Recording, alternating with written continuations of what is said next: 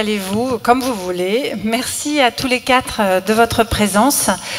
Alors le thème de cette table ronde, c'est l'hôpital de demain est dans la place. Myriam Combe, je vais commencer avec vous. Je rappelle que vous êtes directrice de la stratégie et des relations médicales chez Elsan. Quels sont selon vous les piliers qui sont déjà en place de l'hôpital du futur, tant sur le plan médical que technologique, parce qu'il y a déjà beaucoup de choses. Alors oui, quand on a eu ce thème, moi je me suis posé 3 questions. La première, c'était c'est quoi l'hôpital du futur? La deuxième, c'était est-ce qu'il est vraiment dans la place, c'est-à-dire en germe dans nos établissements actuels? Et puis, gardez bien le micro près de... Voilà. Et la troisième, est-ce qu'il est dans les murs ou au contraire tourné vers son territoire? L'hôpital de demain, il a forcément un cœur technologique, un plateau technologique lourd, important, plus compact, plus agile, hautement spécialisé et avec aussi un pilotage d'un réseau territorial de soins connectés. On le voit bien, on l'a vu au travers des nombreuses tables rondes, le numérique, la donnée, la télésurveillance, la coordination des parcours, c'est son nouveau corps de métier. On le voit aussi, on a des contraintes. L'OMS, on parle des problèmes de maladies chroniques, mais l'OMS a prévu une pénurie de 10 millions de professionnels de santé à l'horizon 2030. Donc tout ce qui ne nécessitera pas un plateau technique important va sortir de l'hôpital. L'HAD s'en est un avant-goût. Alors, moi, je vais prendre un pas de recul. Et qu'est-ce qui transforme un hôpital ou l'hospitalisation? On l'a vu, il ne pourrait pas y avoir de virage ambulatoire. C'est pas possible s'il n'y avait pas eu d'avancée de chirurgie mini-invasive ou même de progrès profondément importants de l'anesthésie-réanimation. Et donc, ces transformations médicales, technologiques, elles transforment le soin.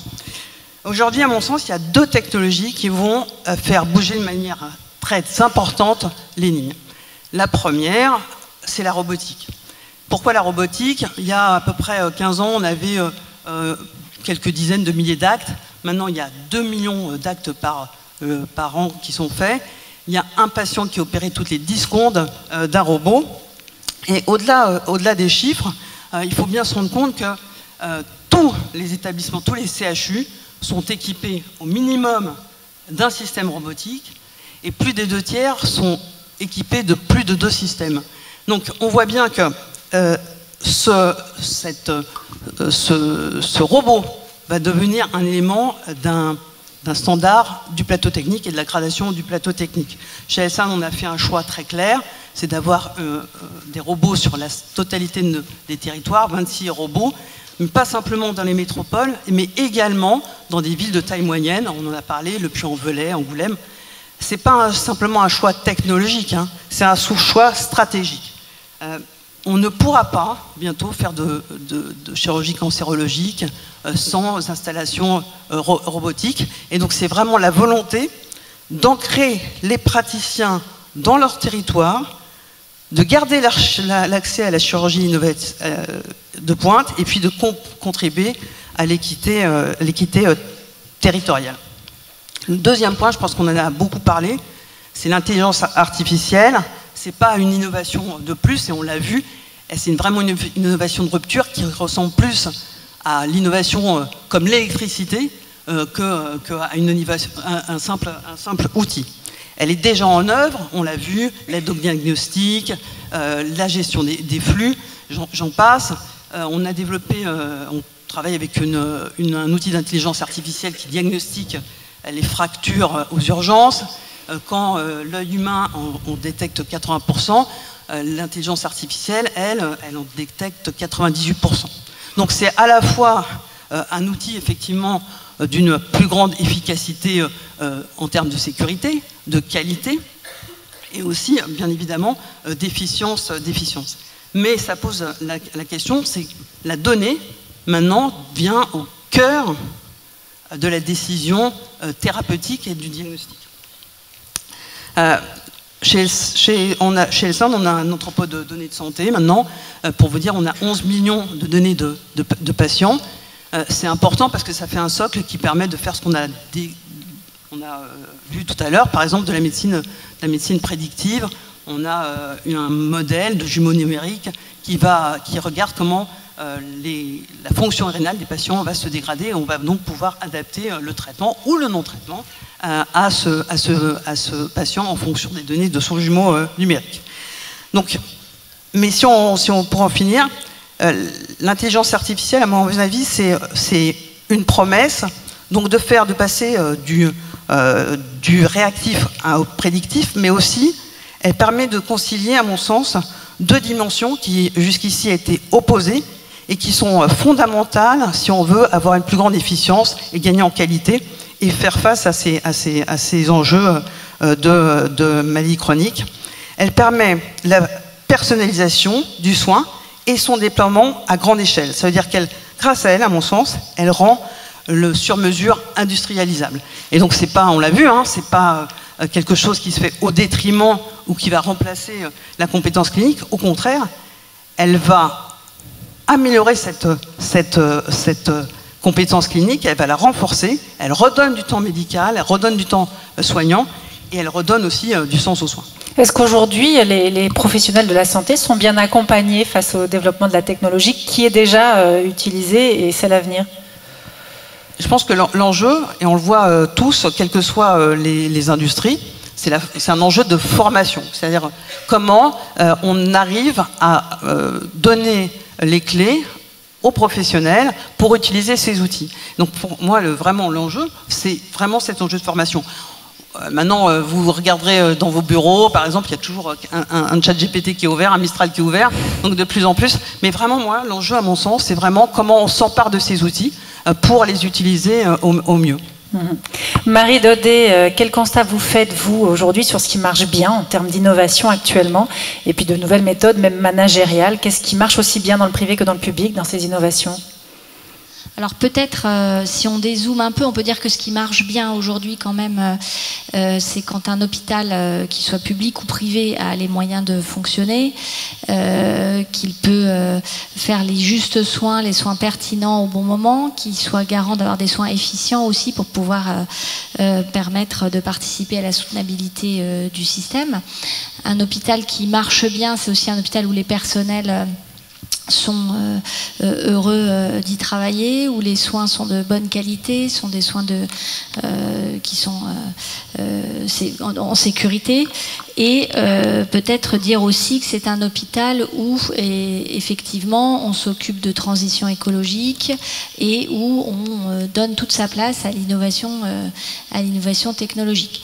Donc aujourd'hui, cette innovation technologique, elle prend une place de plus en plus forte dans nos organisations, c'est certain, notamment avec le développement de l'intelligence artificielle.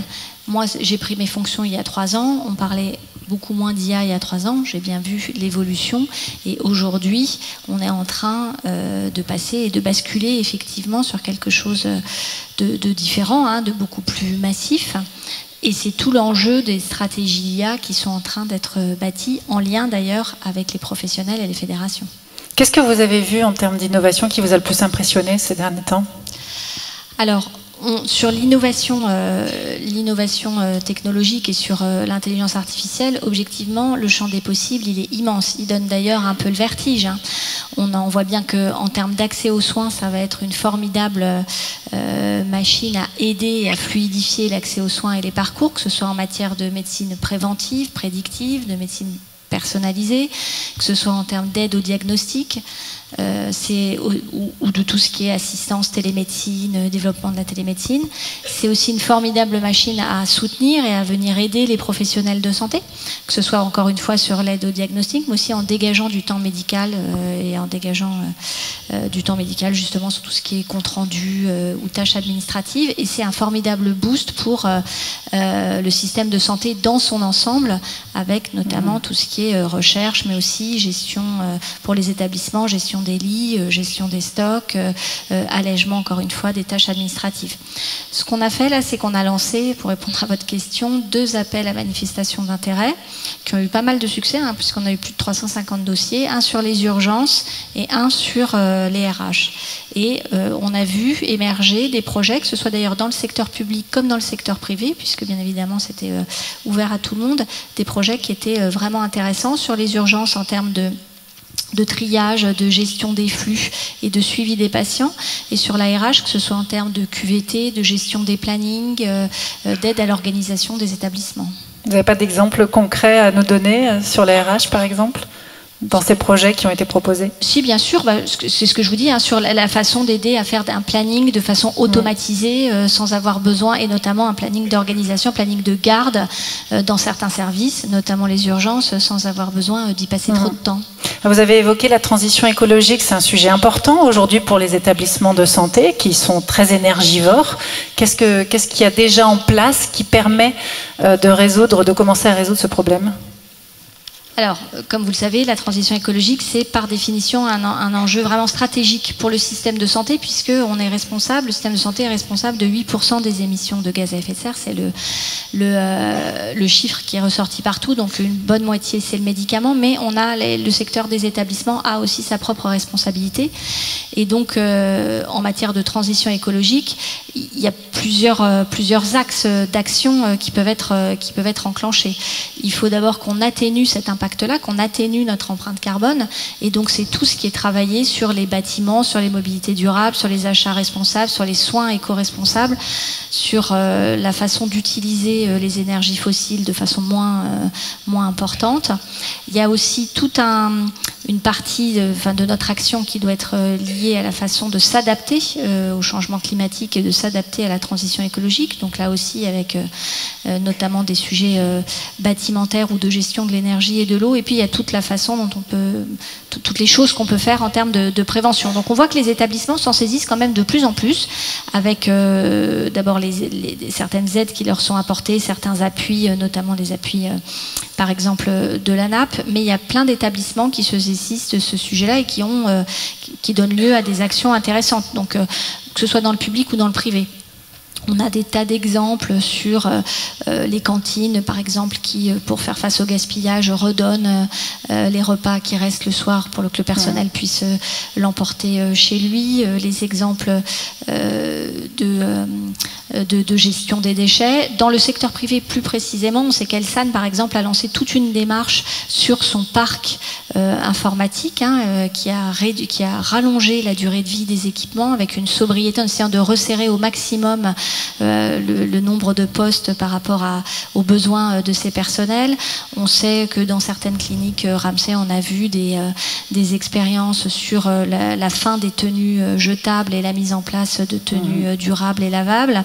Et surtout, on est en train d'essayer de progresser et de donner des nouveaux outils. Et on a mis récemment en ligne, et ça j'incite vraiment tous les établissements à aller regarder, on a mis en ligne sur le site de la DGE ce qu'on appelle le score carbone des médicaments. Ça va devenir obligatoire pour le public dans le cadre du Code des marchés publics à horizon fin 2026 pour pouvoir intégrer le score environnemental des médicaments dans les appels d'offres. Le secteur privé peut faire ce qu'il veut, mais j'incite vraiment en fait de se saisir de cette méthode dans les achats qui sont ceux des établissements pour aller essayer d'acheter moins carboné quand on commande les dispositifs médicaux ou les médicaments. Voilà, c'est le genre d'exemple de choses qu'on essaye de promouvoir. J'ai une question qui me vient là, alors c'est un peu piège, mais on parle beaucoup de l'intelligence artificielle, de son utilisation. Myriam, vous disiez que tous les jours vous aviez sur votre ordinateur ChatGPT ouvert, par exemple. J'ai appris qu'une requête sur ChatGPT, c'était 3 seaux d'eau jetés. Et finalement, on mise tout sur l'intelligence artificielle. Est-ce qu'il n'y a pas quelque chose, un paradoxe là? Si, vous avez tout à fait raison. Et c'est une question piège, mais qui est intéressante. C'est que l'intelligence artificielle, ça ouvre à la fois des champs absolument, comme je l'ai dit, immenses pour la suite, mais c'est aussi des vrais enjeux de régulation. Ça pose des questions éthiques, des questions écologiques, des questions aussi d'adhésion des personnels. On fera rien avec l'intelligence artificielle à l'hôpital si les professionnels n'en veulent pas. Et donc, toutes ces questions-là, on doit absolument s'en saisir. Ouais. Et il y a la question des financements aussi pour toutes les innovations. Tout à fait. Le financement est de toute façon une question qui va être au cœur de nos politiques publiques demain, puisqu'on entre dans une phase où les ressources sont moindres, et donc il faut qu'on puisse absolument s'adapter et financer les bons enjeux au bon moment. Ouais. Arthur Dauphin, vous êtes conseiller national numérique en santé chez France Asso Santé, donc vous représentez les usagers, les patients. Alors comment ils les voient, toutes ces avancées technologiques ?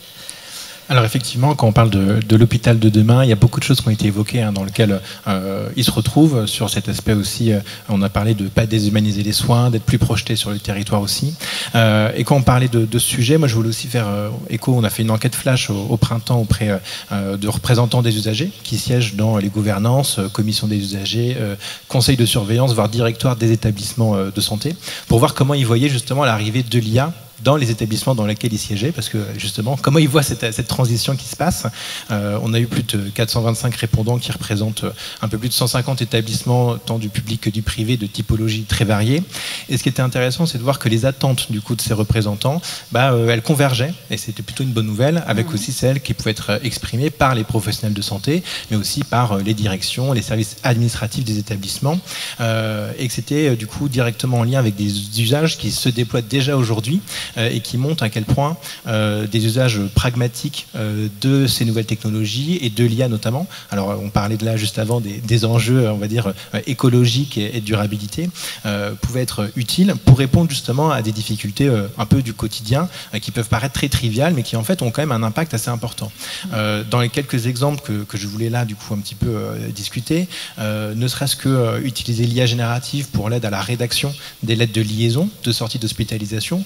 On a quand même encore, pour beaucoup d'usagers, de patients qui sont usagers des systèmes de santé, des difficultés à l'accès à ce type de documents, parce que des fois, on n'a pas le temps au sein de l'équipe médicale de le faire correctement. Et donc, c'est un vrai point d'amélioration, au-delà même de l'aspect éthique, on va dire, de le patient a le droit d'accéder à son dossier médical. Quand on parle de pertinence, quand on parle d'efficience économique de nos parcours de santé, commençons aussi par des choses qui sont des leviers très activables.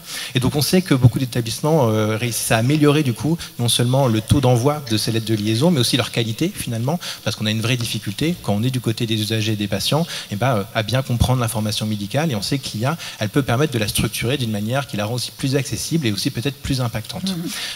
On a aussi, on y est très sensible chez France Asso Santé, on voit les usages aussi dans certains établissements pour la collecte et l'analyse de l'expérience patient, ne serait-ce que sur la satisfaction finalement des usagers quand ils ont un passage en établissement.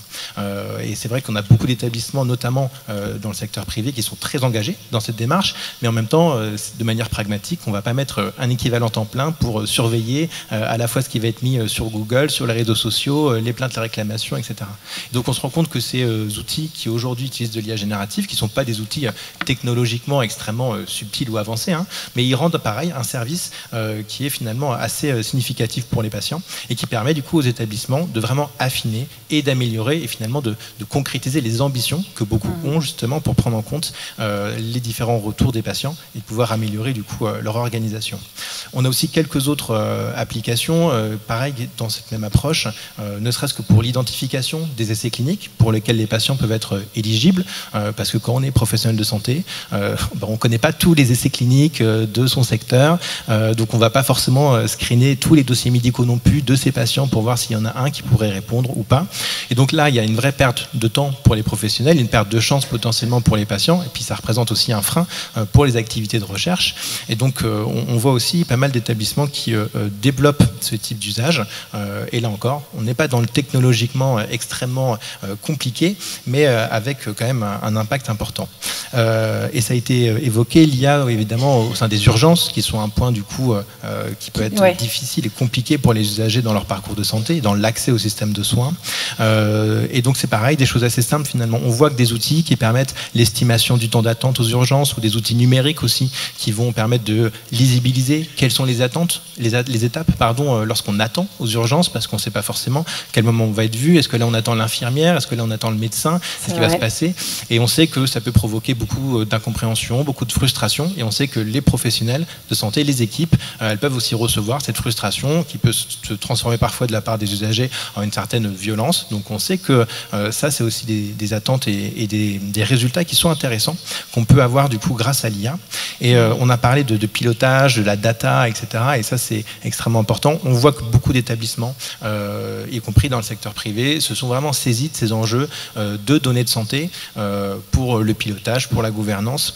Et on voit du coup beaucoup d'initiatives autour de comment justement on peut organiser cette gouvernance de manière, entre guillemets, démocratique, au sens de la démocratie en santé au sein de ces structures, pour aussi avoir cette transparence envers les patients et les usagers. On a un règlement européen, espace européen des données de santé qui va s'appliquer, donc c'est extrêmement important que les établissements de demain, ils aient du coup effectivement cet engagement, et on sait que ça peut être extrêmement utile. L'idée, c'est pas que les hôpitaux récoltent de la data, la mettent en forme avec tout le temps et on va dire l'énergie et finalement le coût en termes de ressources humaines ou financières que ça peut représenter, mais qu'ils puissent en bénéficier pour en faire quelque chose, là encore, d'impactant et significatif. Je pense que ça va être un vrai levier du coup pour les hôpitaux de demain, et donc on salue tous les établissements qui déjà ont développé pas mal de choses extrêmement intéressantes, et certains même qui ont des démarches très engagées sur la manière de pouvoir informer les patients, de faire cette transparence et d'engager même les professionnels de santé, les équipes qui sont aussi au cœur de cette démarche, parce que c'est aussi eux qui vont collecter entre guillemets la donnée,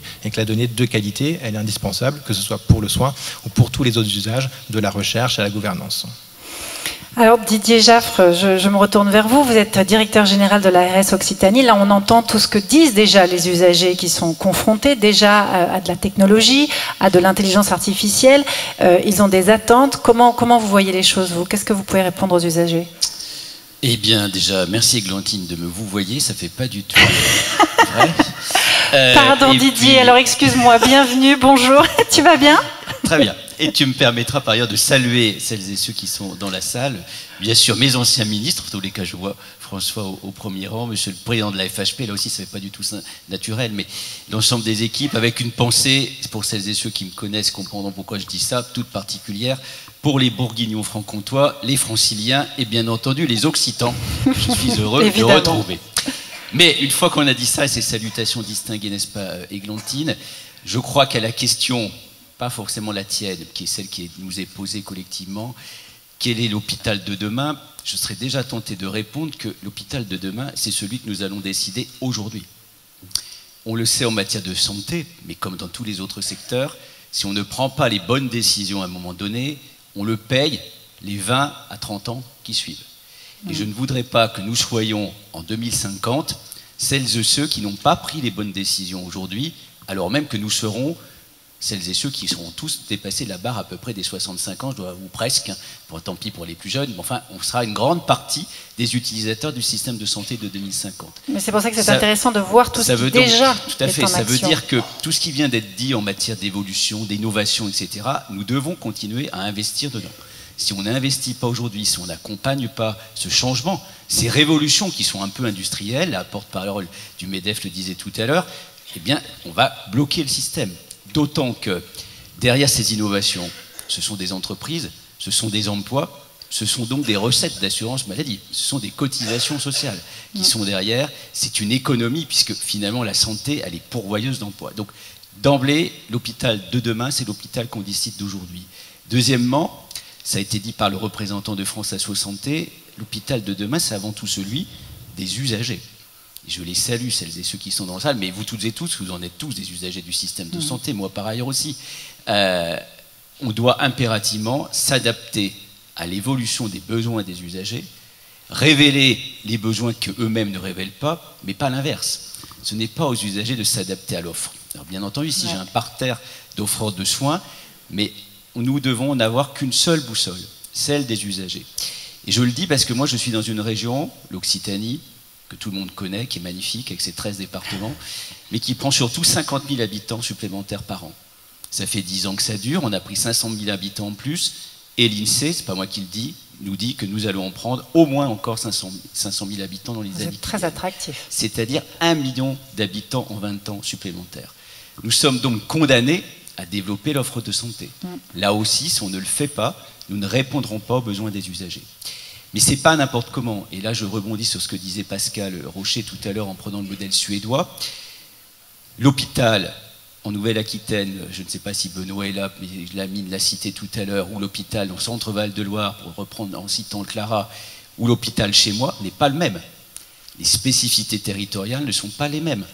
Les habitudes de vie sont différentes. On n'organise pas la santé au col du Tourmalet de la même manière qu'on va l'organiser au sein de Toulouse. C'est pas vrai. Si on ne prend pas en compte ces spécificités-là, et c'est donc en infra-régional, je ne parle même pas au niveau national, si on n'en tient pas compte, on va passer à côté de la bonne organisation en santé. Et quand Pascal parlait de l'ensemble des indicateurs, etc., finalement, c'est la responsabilité populationnelle qu'on touche du doigt.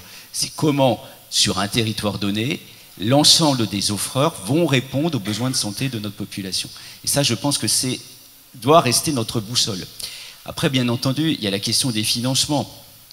Oui, il y a quelqu'un qui me dit, c'est aujourd'hui qu'il faut mettre le financement de l'innovation, par exemple, au cœur des préoccupations. Mais j'ai toujours là aussi tendance à comparer. Alors, moi, je ne compare pas avec la Suède, je compare avec une région très voisine qui est l'Espagne et notamment la Catalogne, qui sont, avec l'Occitanie, deux régions sensiblement comparables, si tant est quand même qu'il y en a une qui a 2 millions et quelques plus d'habitants.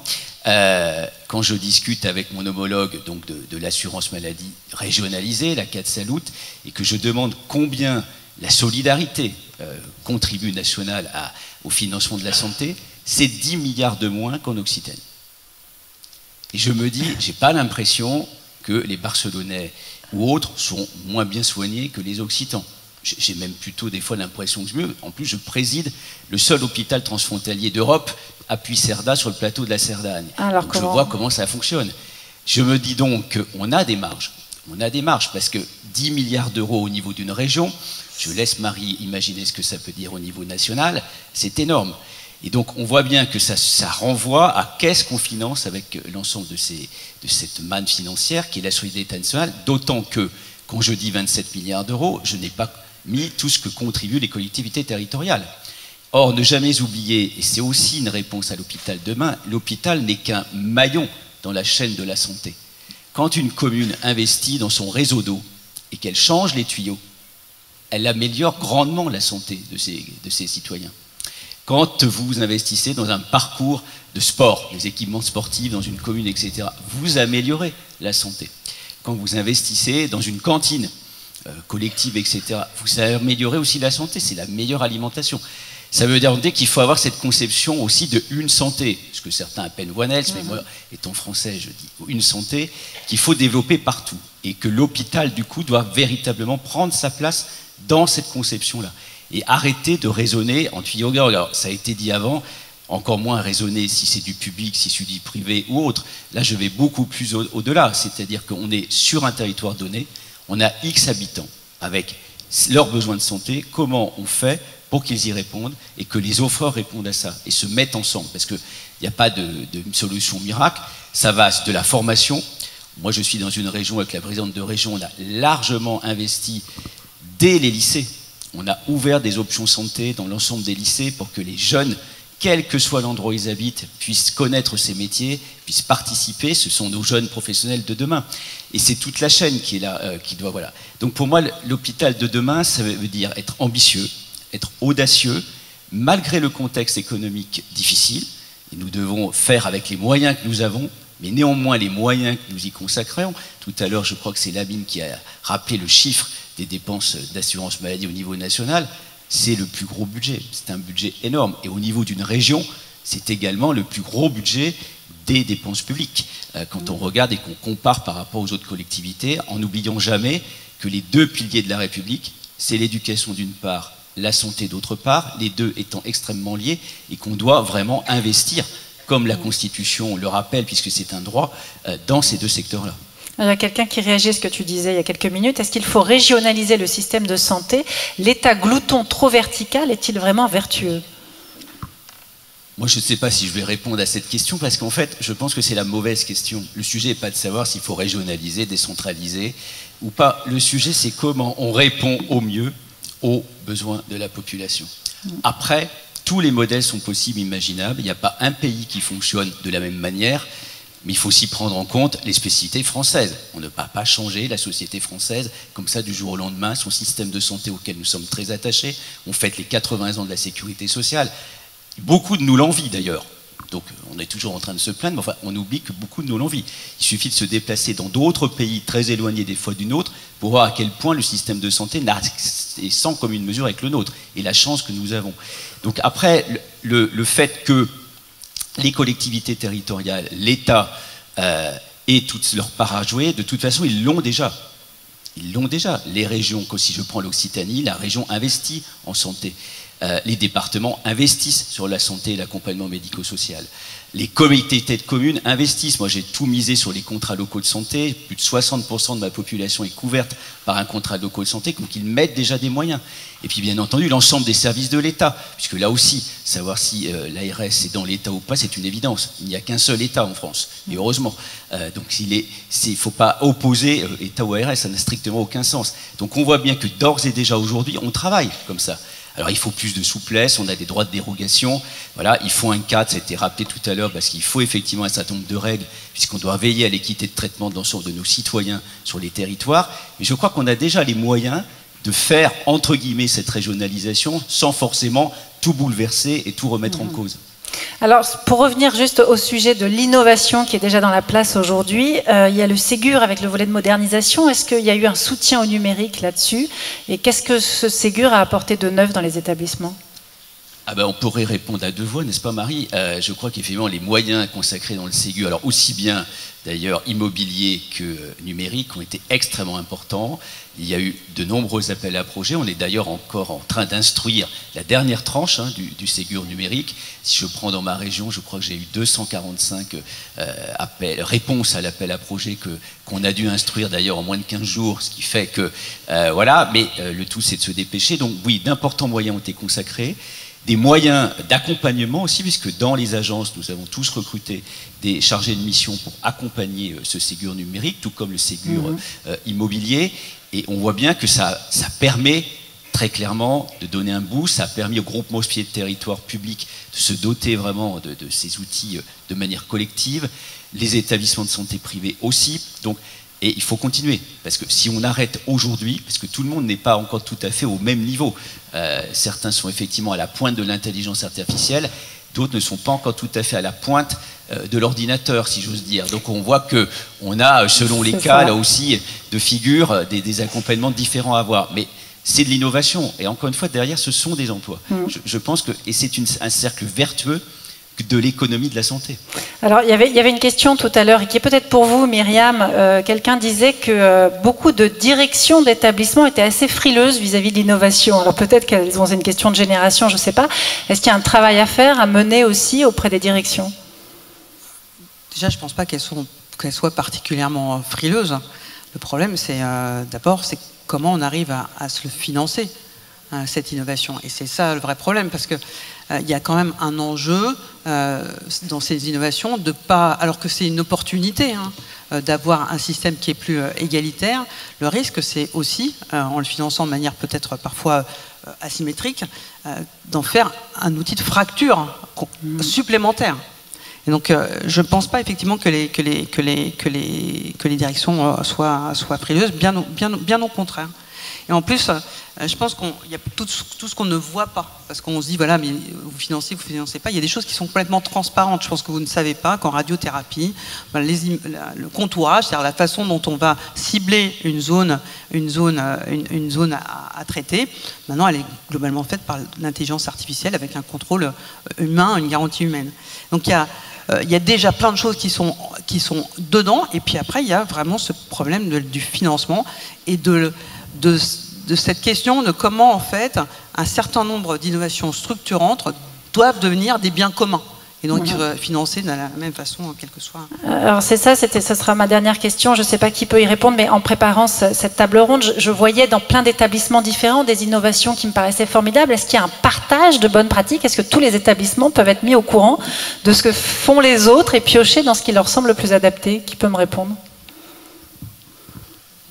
Mine pourrait répondre, parce que c'est le rôle des fédérations. Non, je plaisante. Je crois que oui, il y a un partage. Je vais citer un exemple. Moi, je visitais dernièrement un centre d'oncologie à Montpellier. Grâce à l'innovation et à l'intelligence artificielle, on va enfin supprimer le fameux masque qu'on met sur les visages quand on fait de la radiothérapie. On va pouvoir l'avoir en virtuel, en 3D, et Ce masque va être supprimé. C'est une superbe innovation pour les patients, d'une part. Bien entendu, ça veut dire qu'on fait beaucoup plus de précision. Et typiquement, ce genre d'innovation, il doit être partagé, il va se duplier. Mais tout à l'heure, Myriam parlait de la robotique. Il y a 10 ans, on n'aurait jamais imaginé qu'on trouve des robots partout. Tout le monde disait c'est hyper cher, ça ne rapporte pas, ça coûte plus que ça. Et puis aujourd'hui, si on n'a pas son robot entremidé, on a un peu quand même raté son hôpital ou sa clinique. Donc ça montre bien pourquoi, parce que c'est un facteur d'attractivité pour nos professionnels, c'est un facteur bien entendu de réputation, de la qualité de la prise en charge pour nos malades, et surtout, ça permet d'avoir des techniques bien différentes. Bien entendu, ça permet de développer l'ambulatoire, parce que je ne l'ai pas dit, l'hôpital de demain, pour moi, c'est aussi l'hôpital du domicile.